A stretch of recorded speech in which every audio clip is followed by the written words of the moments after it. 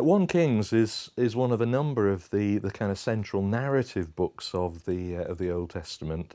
It's closely related, of course, to the second book of Kings, and indeed most scholars would argue that it's closely related to the books that immediately precede it in the order of books within the Bible, particularly the books from Joshua through to 2 Samuel. 1 Kings foregrounds, however, the reign of Solomon.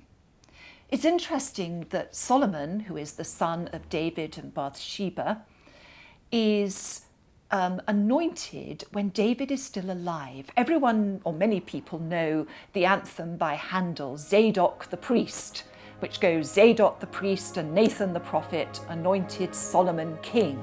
And this is always performed at every royal coronation.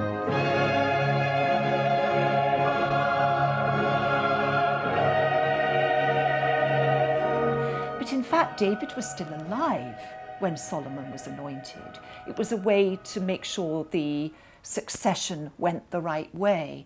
It begins with a court intrigue, a coup d'etat in modern terms, where one of the elderly King David's sons makes himself king in his father's place. At that moment, the prophet Nathan and Bathsheba, Solomon's mother, step in on behalf of Solomon, and eventually it's Solomon who succeeds his father David to the throne.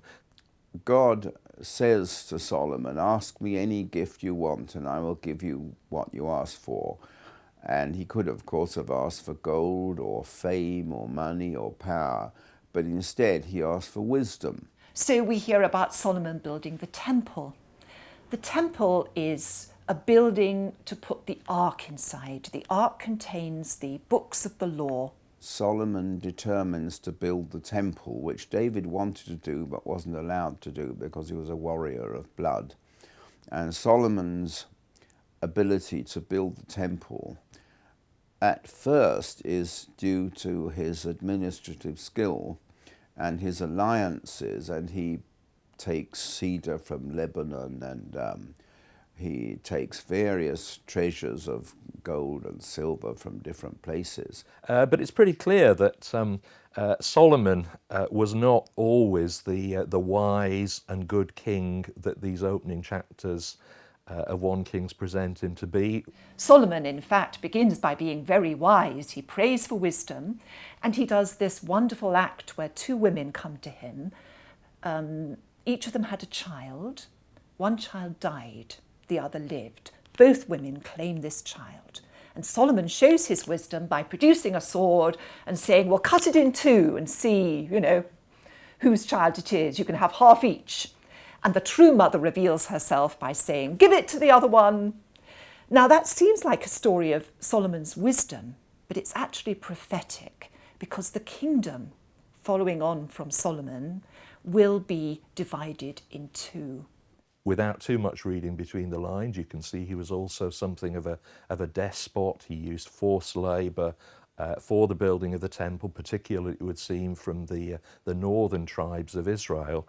And eventually, in the story, this leads to a division within the kingdom, a major rupture, a radical rupture within the kingdom between the larger group of the northern tribes of Israel and the tribe of Judah, based on the capital Jerusalem in the south. From that point onwards, we're dealing with what are, in effect, 2 separate political institutions, 2 separate states, the northern kingdom of Israel, as it's usually called, and the southern kingdom of Judah.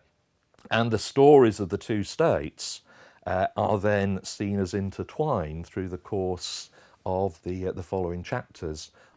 Really, the 2 tribes of Judah were divided from the 10 tribes of Israel under Jeroboam. And that was irredeemable split. It carried on forever, and it was Israel who was carried into exile first. But you can say it was all due to the foolishness of Solomon, because if he hadn't bled them so white, they wouldn't have rebelled. There's very much the sense within the books of Kings that the division of the kingdom, though understandable in some ways, was a kind of rebellion by the northern tribes of Israel against the legitimate rule of the king of the house of David, because of course there was the traditional understanding that David's dynasty, David's family, had been specifically chosen by God to rule over the whole of Israel. The important prophets begin as well in 1 Kings. Elijah, about whom everyone's heard with Mendelssohn's Elijah, was a very courageous prophet of God. Elijah appears in the first book of Kings in contradistinction to the kings. The kings are all wandering away from Yahweh all the time, and they are fallible. Elijah is a prophet whose prophecies always come true. Perhaps among the most dramatic of the narratives in 1 Kings are those that concern the prophet Elijah in 1 Kings 17 and the following chapters. But in fact, the stories about Elijah continue into the second book of Kings, which is another good indication of how these books are closely related. In fact, the division between them is purely a kind of artificial one, made for reasons of practical convenience, and first made, it would seem, in the old Greek translation of the Old Testament, the Septuagint. Elijah is a Moses figure. He, in fact, has a vision of God on Mount Horeb, which is another name for Mount Sinai. Just as Moses, in a sense, had a vision of God on Mount Sinai, so does Elijah. As far as the stories about Elijah themselves are concerned, these are among the most dramatic narratives in the whole of the Old Testament. They're set within the northern kingdom of Israel in the time of King Ahab, around the middle of the 9th century, around about 860, 850 or thereabouts. Elijah steps forward as the prophetic champion of the Lord, the God of Israel, demanding that Israel should worship no other God but the Lord.